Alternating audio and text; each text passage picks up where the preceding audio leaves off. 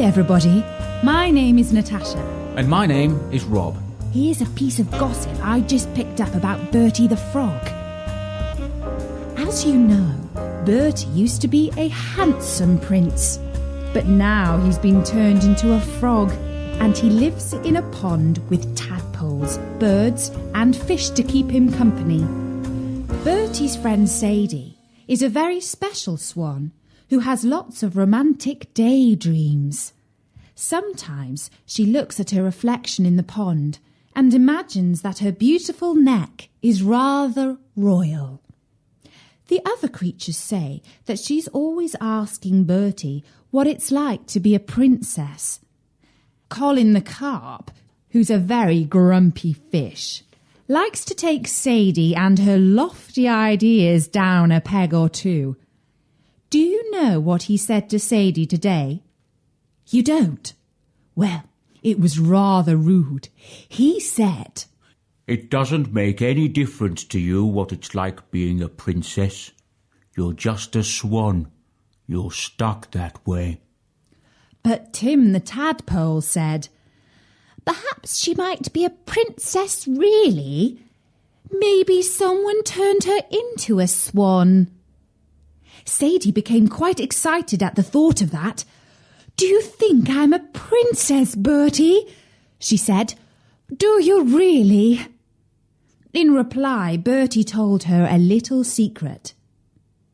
The beautiful Princess Beatrice has a special princess test. It helped her to tell who was a princess and who wasn't. She would just ask them whether they wanted to take the princess test. Can I take the princess test? Asked Sadie. Well, said Bertie, if they said yes, then they weren't really a princess, because a real princess doesn't need to take a test. She just sort of knows. Oh, said Sadie, a bit sadly. Well, I might not be a princess, but I'm the most beautiful swan on this pond. But Colin the carp wasn't at all bowled over by her beauty. He grumped back at her. Well, that's not saying much. You're the only swan on this pond. And everybody laughed, except Sadie, who glided away with as much royal dignity as she could manage. Now, if enough children listen to Bertie's stories, one day he will turn back into a prince, and perhaps, just perhaps, he will invite Sadie to come and live in a special ornamental pond with a golden fountain, and her dream will come true. Almost. Here's a piece of gossip I just picked up about Bertie the frog. As you know, he used to be a handsome prince, and when he was royal, he was always extremely brave, and that's why all the creatures who live on his pond always look up to him. Now this morning, it was very chilly weather down on Bertie's pond. Mr. Frosty had been through the vegetable patch, and everything was white and snowy, including Sadie the swan. Now, you might not know this, but normally Sadie is a very special swan because her feathers are jet black. And when Tim the tadpole looked up from under a pebble in the bottom of the pond, he saw Sadie all glittering and white with frost, and he was a bit frightened because he had never seen a white swan before. Oh, squeaked little Tim. Is that a ghost swan? Bertie was used to Tim's silly questions by now.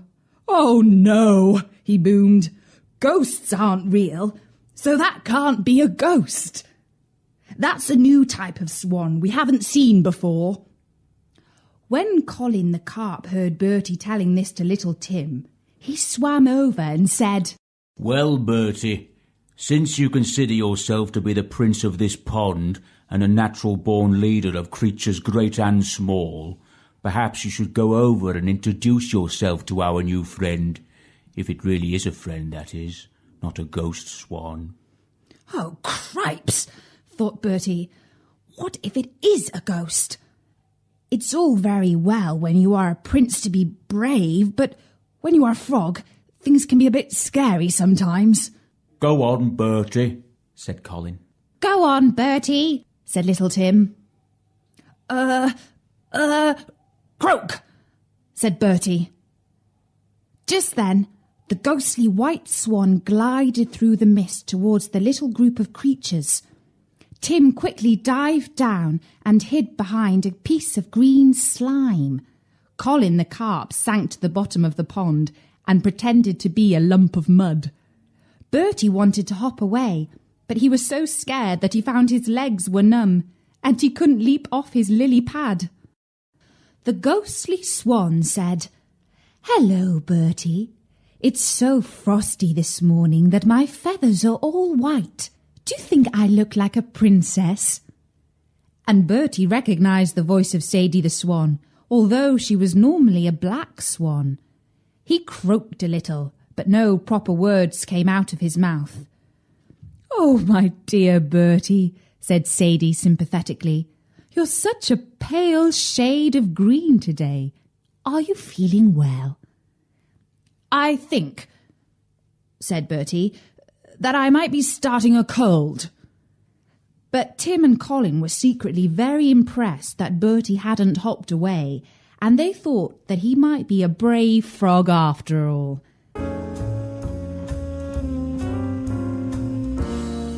There's a dog who lives in the palace, and his name is Barker. Sometimes Barker comes down to the pond, and do you know why they call him Barker? You don't? It's because he barks and barks and barks. And Tim the tadpole, who is only very small, even for a tadpole, finds that a bit scary. So this morning, Barker was barking, and Tim was hiding behind some green slime.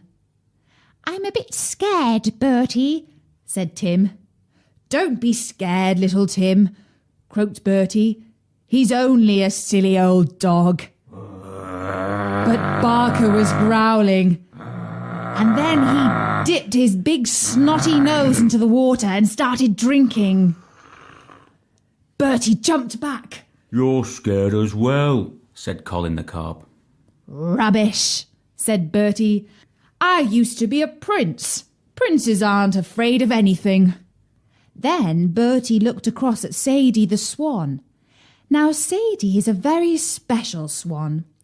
Unlike most swans, who are snowy white, she is jet black and has a wonderful red beak.